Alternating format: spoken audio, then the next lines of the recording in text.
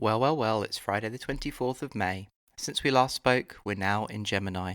The space weather looks like clear, fine sailing for the next 3 weeks, but as we get into mid-June, expect the skies to darken and sudden squalls of driving cosmic rain. So as ever, get as much stuff done while the sun is shining before the full moon in Sagittarius on June the 17th. This is episode 1910 of 301 Permanently Moved Online, a personal podcast 301 seconds in length, written, recorded, and edited in 1 hour by me, Matt J.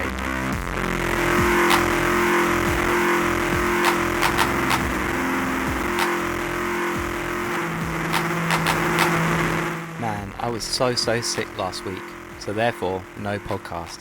Instead, I did sweet FA except lay about with a chesty cough and an occasional fever dream. Tomorrow is St. Bede the Venerable's Saint's Day. He is the patron of English writers and historians. If anyone out there in London is writing something, he'd be a good fellow to petition to make use of the last 3 weeks of good weather before June hits with arguably the worst month of the year. I read a bunch of the Venerable Bede collection last year, and he has some fantastic one-liners, such as, "All the ways of this world are as fickle and unstable as a sudden storm at sea," and "This life of man appears for a short space, but of what went before and what is to follow we are utterly ignorant," as true today as they were 1300 years ago. But that's enough about old Bedey. I went to see the band Mineral play at the Dome in Tufnell Park last night. It's the second time I've seen them now. The first time was on their 20-year reunion tour in 2014. And exiting the show, each time I've felt extremely grateful to have had the experience to see them. If you aren't familiar with the band Mineral, I don't blame you. They were an emo/indie rock band together for only 4 years from 1994 to 1998. During that short time, they released a bunch of 7-inches, including a split with the then fledgling Jimmy Eat World, and also 2 full-length albums called The Power of Failing, 1997, and End Serenading, 1998. Despite this short period of activity, as a band, Mineral have cast a long shadow over all of indie rock since. I'd argue that End Serenading pretty much defines that era of emotional hardcore from the late 1990s to the early 2000s.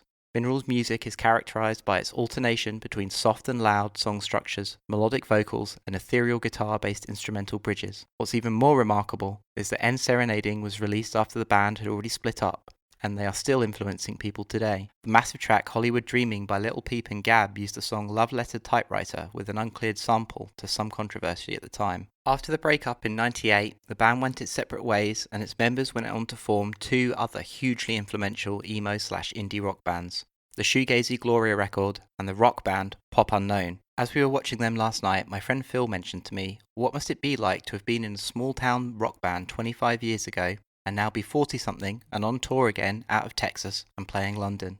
This time with the recognition of just how influential your band was, and yet you're still singing the lines, "There I was, 14, spinning with my arms out like a scarecrow." Or the totally emo lines, "You will never know how much I love you," invoking states of mind fixed in music over half a lifetime ago. Absolutely wild. I tweeted during the gig that there are a lot of 30-somethings reliving their teenage angst in the audience, interspersed with folks who I could quite rightly turn to and say, "I was listening to Mineral before you were born, kid." My favourite moment of the evening was perhaps the extremely hedge fund manager looking guy in a sweet suit, shirt untucked, wet from spilt beer, absolutely losing his mind over Love Letter Typewriter. It was really rather cool. The merch table didn't have a card reader or a Square app on a phone, so no tight t-shirt for me. That said, the emo shirt look doesn't look that great on a 30-something who drinks maybe a bit too much beer and has the physique of a man who has worked behind a keyboard for his entire adult life, so maybe that was for the best. Speaking of sitting behind a keyboard, I've been working today on my talk for Border Sessions Festival at The Hague. I'll be speaking on the 13th of June at 7:30.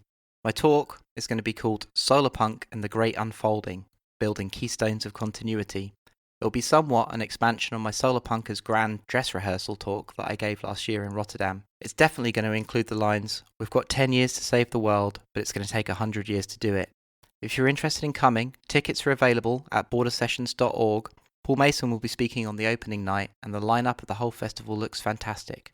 Come along, it will be fun, I promise. Thanks very much for listening. I've got some other content that I'm going to try and play with. I was also thinking about collaborating with some people within an hour to create one of these, or maybe doing a longer episode that I could release on a Tuesday or something, and maybe have a different name of a podcast on the same channel. I'm not quite sure though, but I will definitely think about it. Let me know what you think. I'd be interested in hearing if you've got any ideas for this and what I could do.